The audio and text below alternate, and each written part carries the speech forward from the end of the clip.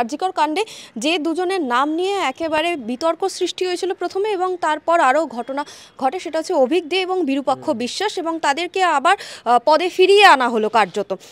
আজকে রয়েছে press conference আরজিকরে, সেই নিয়ে তারা বক্তব্য পেশ করবে। কিন্তু এই বিষয় আপনারা প্রথম থেকে প্রতিবাদ করছিলেন এবং তারপর আপনাদের কোথাও গিয়ে গো ব্যাক স্লোগান দেওয়া হয়েছিল, নানান রকম দৃষ্টিভঙ্গি উঠে এসেছিল। কি বলবেন এই বিষয়ে? দেখুন, আমাদের প্রথম থেকেই দাবি ছিল যে যারা থ্রেড কালচারের সাথে যুক্ত, যারা অমানবিক অত্যাচার এবং অমানবিক একটা খুনের সাথে যুক্ত, তাদেরকে কড়া শাস্তি যাতে হয় তার জন্য আমরা বারবার আবেদন জানিয়েছি এবং রাজ্যের সরকারকে সেটা দৃষ্টি আকর্ষণ করবার জন্য বারবার রাজ্য সরকারকেও সেই আবেদন জানানো হয়েছে বিভিন্নভাবে। কোনো সময় আন্দোলন করে, কোনো সময় অপসারণ চেয়ে কিছু আধিকারিকের।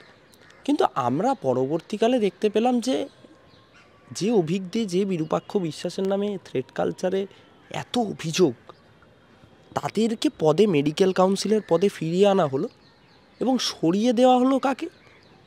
সরিয়ে দেওয়া হলো পদ থেকে শান্তনু সেনকে, অর্থাৎ যে এই সমস্ত ব্যাপারটাকে সামনে নিয়ে এসেছিল।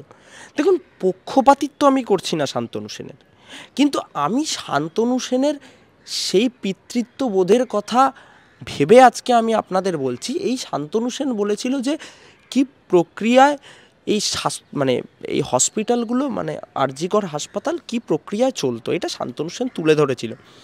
এবং শান্তনু সেন তুলে ধরায় আমরা দেখতে পেলাম শান্তনু সেনকে পদ থেকে সরিয়ে দেওয়া হলো আর অভিক দে বিরূপাক্ষ বিশ্বাসকে ফিরিয়ে আনা হলো। বিষয়টা জানেন কি? মমতা বন্দ্যোপাধ্যায়ের বিষয়টা হচ্ছে, মানুষ কাকে খারাপ বলছে সেটা নিয়ে মমতা বন্দ্যোপাধ্যায়ের লিস্ট ইন্টারেস্টেড। মমতা বন্দ্যোপাধ্যায়ের কাছে সে যদি ভালো হতে পারে তাহলে সে সবার চোখে ভালো, এটাই মমতা বন্দ্যোপাধ্যায় মনে করে। তাই জন্য এটা সরকারিভাবে তাদের সিদ্ধান্ত। কিন্তু আমার মনে হয় সরকার যে সিদ্ধান্ত নিল, বা মমতা বন্দ্যোপাধ্যায়ের এই স্বাস্থ্যকর্তারা, এই যারা স্বাস্থ্য দপ্তরে আছে, তাদের যে সিদ্ধান্ত হয়েছে, এই সিদ্ধান্তকে মমতা বন্দ্যোপাধ্যায় গ্রহণ করতে পারেন। কিন্তু এর বিরুদ্ধে কিন্তু আবার আন্দোলন তৈরি হবে, আবার মানুষ রাস্তায় নামবে। এই সিদ্ধান্তকে কেউ মেনে নেবে না। মেডিকেল কাউন্সিলে অভিক দে বিরূপাক্ষ বিশ্বাস ফিরে আসা মানে আবার থ্রেড কালচার ফিরে আসা। থ্রেড কালচারকে ফিরিয়ে এনে আবার দেখবেন বিভিন্ন, এই যে এতদিন অবধি যে আন্দোলন ছিল, রাত দখল ছিল, একাধিক আন্দোলনের সাথে সাথে মানুষ বিভিন্ন জায়গায় পৌঁছে গিয়ে সরকারের পতন চেয়েছিল, সিপির অপসারণ চাইল, সব কিছুতে জল ঢেলে দিলে হচ্ছে মাননীয় মুখ্যমন্ত্রী। বিষয়টা আপনাকে এখান থেকে বুঝতে হবে। 6টা উপনির্বাচন হলো, 6টা উপনির্বাচনকে সরকার কার্যত ভেবে নিল যে এই উপনির্বাচনগুলো আরজিকর কেন্দ্রিক হবে।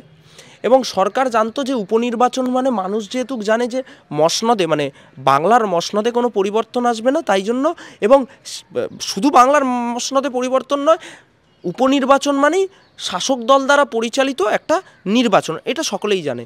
তো সরকার দেখলো এই উপনির্বাচনকে কেন্দ্র করে আরজিকর ঘটনাটাকে সামনে এনে, আরজিকর ঘটনা হওয়ার পর আমাদের কতটা লিড বেড়েছে এইটা মানুষের সামনে দেখিয়ে আরজিকরকে চাপা দিয়ে দেওয়া। তো এই জায়গাটায় সরকার নিজেদের প্রত্যাশিত ফলাফল পেয়ে গেছে।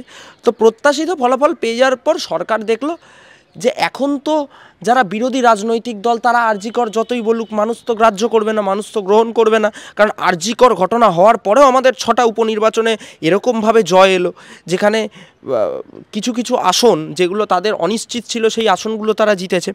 তো সেই জায়গা থেকে তারা ভাবলো যে না, এরপর আমরা আবার এই 6টা আসনের গিমিক দেখাবো, 6টা আসনের ওই ঝোলা দেখাবো যে না, 6টা আসন আমাদের কাছে এসছে আরজিকর ঘটনার পরেও। এবং এই দেখিয়ে অভিক দে বিরূপাক্ষ বিশ্বাসকে ফিরিয়ে এনে আরজিকরকে মানুষের মন থেকে মুছে দেবো, এটাই তো তাদের প্রক্রিয়া ছিল। এখানে তারা সফল হয়েছে। তো সফল হওয়ার জন্যই মেডিকেল কাউন্সিলে ফিরিয়ে এনেছে অভিক দে বিরূপাক্ষ বিশ্বাসকে। কিন্তু এই অভিক দে বিরূপাক্ষ বিশ্বাস আজকে কতটা ভয়ানক, দেখুন, বাংলাদেশে যেমন ইউনূস সরকার ভয়ানক, তেমন স্বাস্থ্যক্ষেত্রে অভিক দে বিরূপাক্ষ বিশ্বাস তার থেকে বেশি ভয়ানক।